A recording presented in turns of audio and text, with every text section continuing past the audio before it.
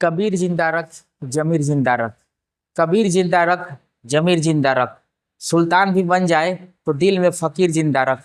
हौसले के तरकस में कोशिश का वो तीर जिंदा रख। हार जा चाहे सब कुछ भले जिंदगी में, मगर फिर से जीतने की उम्मीद जिंदा रख। जय हिंद। आज हम लोग क्लास 8 प्रश्नावली 2.2 का क्वेश्चन नंबर 1 से 5 तक हल करेंगे। नंबर 1 बोला है, यदि किसी संख्या के आधे में से 1/4 घटाया जाए तो 1/8 प्राप्त होता है। संख्या ज्ञात कीजिए। इस प्रकार का क्वेश्चन बनाने के लिए क्या करते हैं, जो चीज पूछता है उसी को x मान लेते हैं। यानी पूछा क्या है, संख्या पूछा है, तो उस संख्या को क्या मान लेंगे, x मान लेंगे। माना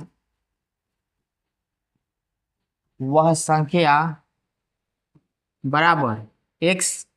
अब प्रश्न अनुसार यानी जैसे जैसे प्रश्न कहेगा वैसे वैसे करते जाएंगे तो समीकरण सेट होगा, फिर उस समीकरण को हल करेंगे, वह संख्या प्राप्त हो जाएगी। यानी प्रश्नानुसार प्रश्न क्या बोला है, तो किसी संख्या का, उस संख्या को हम क्या माने हैं, x।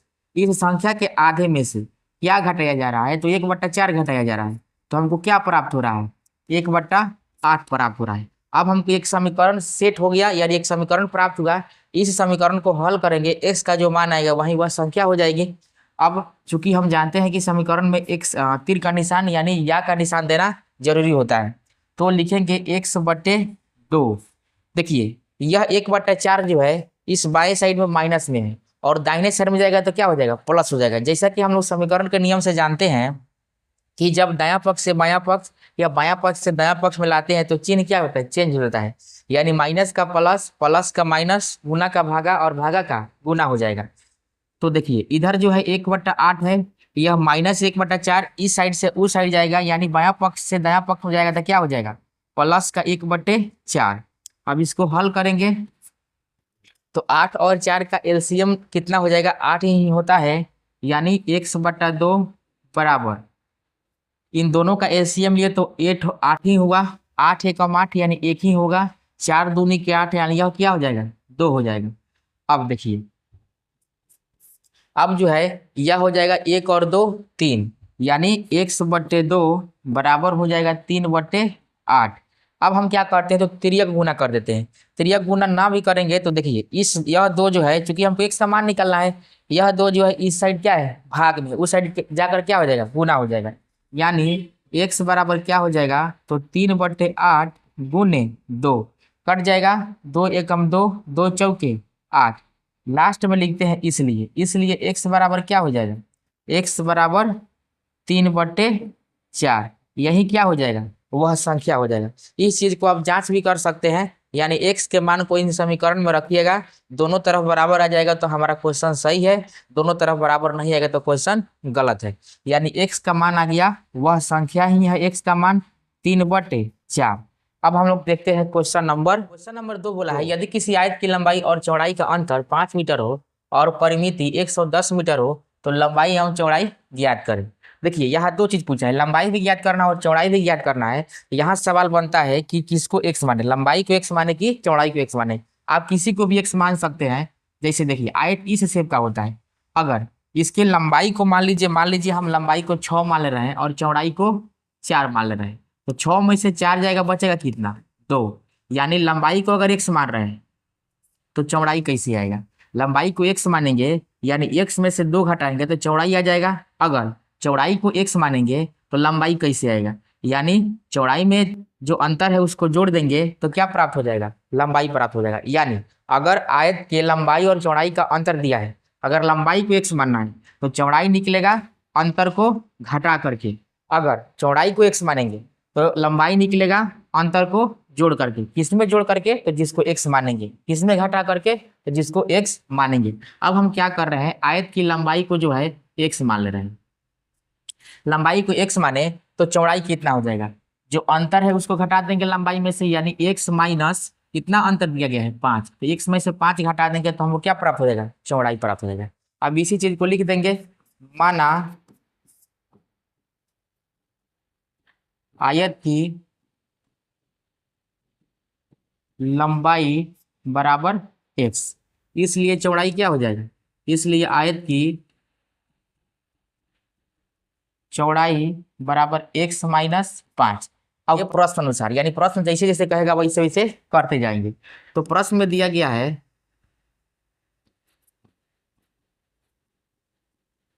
प्रश्नानुसार, बोला है आयत की परिमिति। आयत की परिमिति क्या होती है? 2 इंटू लंबाई प्लस चौड़ाई क्या हो जाता है? आयत की परिमिति। लंबाई को L से सूचित करते हैं, चौड़ाई को D से सूचित करते हैं। यही दिया गया है कितना? 110 मीटर। 110 मीटर दिया गया है। अब इसमें क्या करेंगे हम, जो जो माने हैं उसको रख देंगे। यानी लंबाई को कितने माने हैं? x, तो x रख दिए। चौड़ाई को कितना माने? x माइनस 5, तो x माइनस 5 रख देंगे, बराबर यही दिया गया है कितना? 110 मीटर।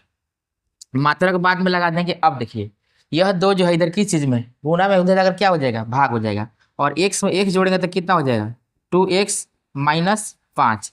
110 दो गुना में था, इधर अगर क्या हो जाएगा? भागा।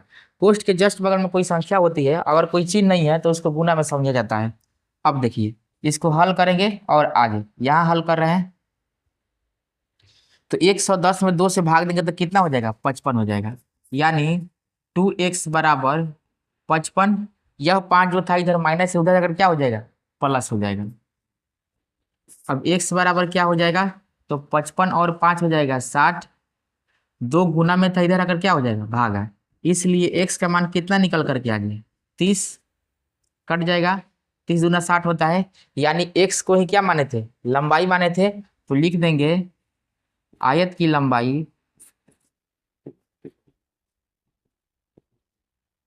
बराबर x बराबर कितना आया? 30। और आयत की चौड़ाई बराबर कितना माने थे? x माइनस 5, यानी 30 माइनस 5 बराबर कितना आ गया? 25। यह दोनों जो है क्या है? आंसर है। अब हम लोग देखते हैं क्वेश्चन नंबर 3। क्वेश्चन नंबर 3 बोला है चीनी के मूल्य में 25% की वृद्धि होने पर अब 1 किलोग्राम चीनी का मूल्य 32 रुपया है। तो प्रारंभ में चीनी का मूल्य क्या होगा? जैसा कि हम लोग जानते हैं जो क्वेश्चन पूछेगा उसे क्या मान लेंगे? x मान लेंगे। तो माना प्रारंभ में चीनी का मूल्य बराबर 1 रुपया। अब देखिए बोला गया है, अब प्रश्न अनुसार लिखेंगे। प्रश्न जैसे जैसे कहेगा वैसे वैसे करते जाएंगे। तो लिखेंगे प्रश्नानुसार। बोला है चीनी के मूल्य में 25% की वृद्धि होती है। तो चीनी का मूल्य प्रारंभ में कितना था? x में वृद्धि हो रहा है कितना? x का 25%। x का 25%। तो कितना मूल्य हो जा रहा है? 32 रुपया मूल्य हो जा रहा है। तो लिखेंगे बराबर 32 रुपया। अब एक समीकरण हमको सेट हो गया, इस समीकरण को हल करेंगे, चीनी का मूल्य निकलेगा जो प्रारंभ में था। तो x का x रखेंगे प्लस x का मतलब क्या होता है? गुना। 25% का मतलब 25/100 बराबर हो गया 32। अब देखिए x का x यह तो कट जाएगा, 25 से कम 25, 25 चौका 100। एक में 1 से गुना करेंगे तो हो जाएगा x/4 बराबर कितना हो जाएगा? 32। फिर इसको हल करेंगे तो इसको जब हल कीजिएगा तो क्या हो जाएगा? बट्टा के जोड़ जैसा होगा, नीचे एक होता है नहीं लिखते हैं। 1 और 4 का लघुत्तम हो जाएगा 4। 4 में 1 से गुना कर देंगे हो जाएगा 4x प्लस x बराबर 32। अब देखिए यह जो 4 जो है इधर की चीज में भाग में उधर जाकर के गुना हो जाएगा। और 4x और x जोड़ेंगे तो कितना हो जाएगा? 5x बराबर 32 गुने कितना हो जाएगा? 4। क्योंकि 4 भाग में था, उधर जाकर क्या हो जाएगा? गुना हो जाएगा। अब x बराबर क्या हो जाएगा? 4 दूनी 8, 4 तिया 12, 128। 5 गुना में था करके भाग हो जाएगा, इसलिए x बराबर क्या आ जाएगा? 5 दूनी 10, 2 बचा तो 28 हो गया।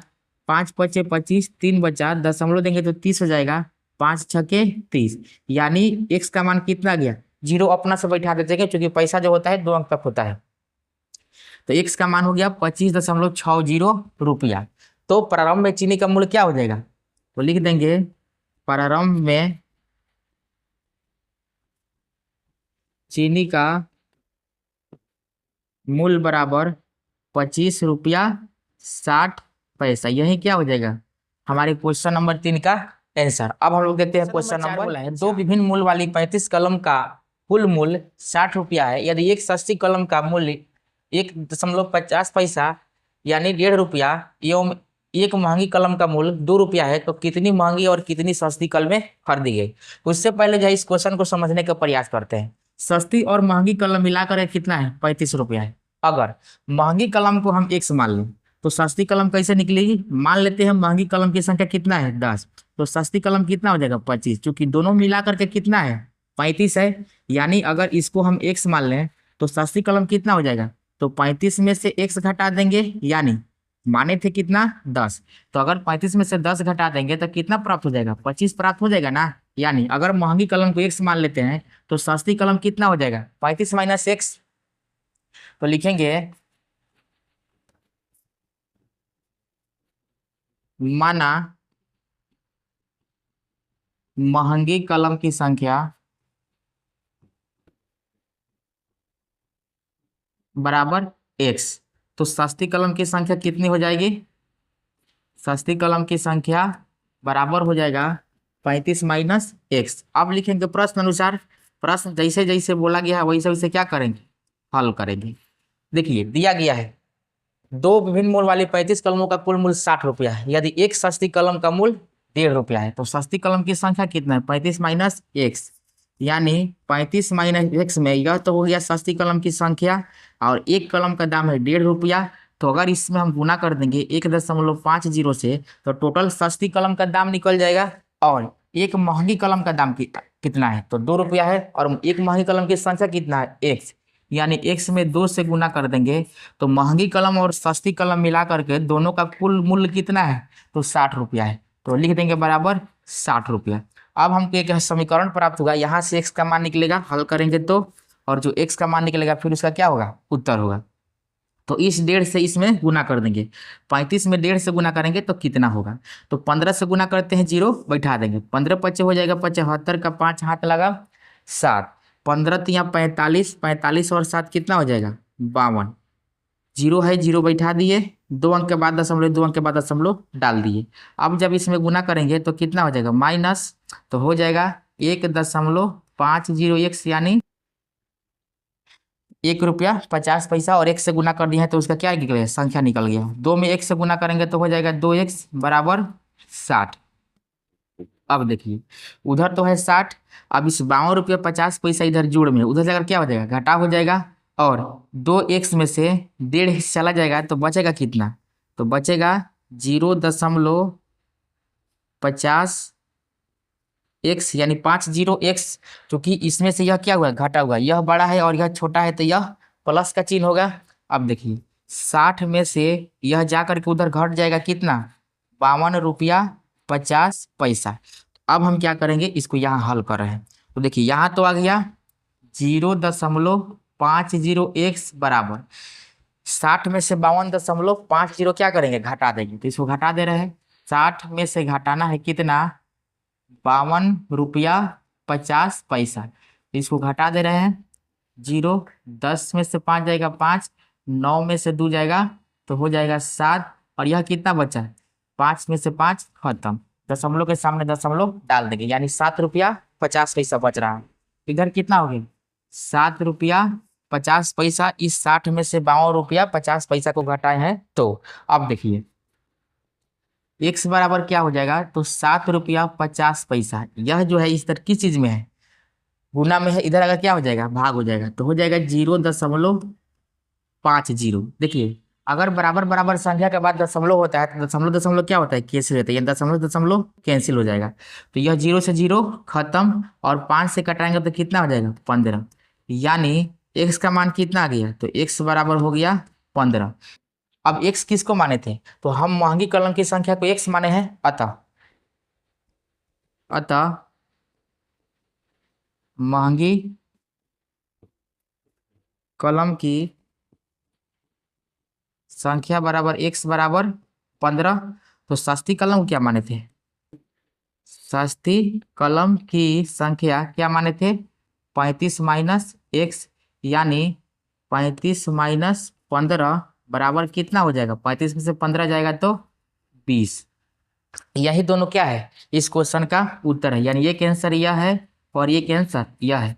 अब हम लोग देखते हैं क्वेश्चन नंबर 5 बोला है, एक त्रिभुज के 3 कोण क्वेश्चन नंबर 5 बोला एक त्रिभुज के तीनों कोनों। अब हम लोग देखते हैं क्वेश्चन नंबर 5। क्वेश्चन नंबर 5 बोला है एक त्रिभुज के तीनों कोण 2:3:5 के अनुपात में है, तो उनके तीनों कोणों को ज्ञात कीजिए। देखिए यहाँ तीनों कोण पूछा है, जैसा कि हम लोग जानते हैं कि त्रिभुज के तीनों कोणों का जो कितना होता है 180 डिग्री। तो जो अनुपात दिया गया है इसी को x मान करके क्या करेंगे, कोण को मान लेंगे। यानी लिखेंगे माना त्रिभुज का एक कोण बराबर 2x, त्रिभुज का दूसरा कोण बराबर 3x, त्रिभुज का तीसरा कोण बराबर 5x। अब लिखेंगे प्रश्न अनुसार, चूंकि प्रश्न में दिया गया है क्या चीज, त्रिभुज, और त्रिभुज के तीनों कोणों का योग कितना होता है, तो 180 डिग्री होता है। यानी 2x plus 3x plus 5x बराबर हो जाएगा 180। इन तीनों को जोड़ेंगे तो कितना आ जाएगा, 5 3 8 और 2 10x बराबर क्या हो जाएगा 180। अब x बराबर क्या हो जाएगा, तो 180/10, 0 से 0 कैंसिल हो जाएगा, यानी तो लिखेंगे x बराबर कितना आ गया 18। अब x का मान 18 आया तो त्रिभुज के तीनों कोण कितने हो जाएंगे, यहाँ जो है पहला कोण 2x है, यानी 2 × 18 बराबर कितना हो जाएगा 54 डिग्री। तीसरा कितना है 3x, यानी 3 × 18 सॉरी यह हो जाएगा 36 डिग्री, यह 3 × अब x का मान कितना गया 18, तो त्रिभुज के तीनों कोण कितना हो जाएगा, तो पहला जो कोण था वह 2x था, यानी 2 × 18 बराबर हो जाएगा 36 डिग्री। तीसरा कोण क्या था 3x, यानी 3 × 18 बराबर 54 डिग्री। फिर ये कितना था 5x, यानी 5 × 18 बराबर 90 डिग्री। यही तीनों जो है इस क्वेश्चन का क्या है, उत्तर है। अगर आपको यह क्वेश्चन समझ आया हो तो वीडियो को लाइक करें और चैनल को सब्सक्राइब करें। मिलते हैं नेक्स्ट वीडियो में, तब तक के लिए जय हिंद।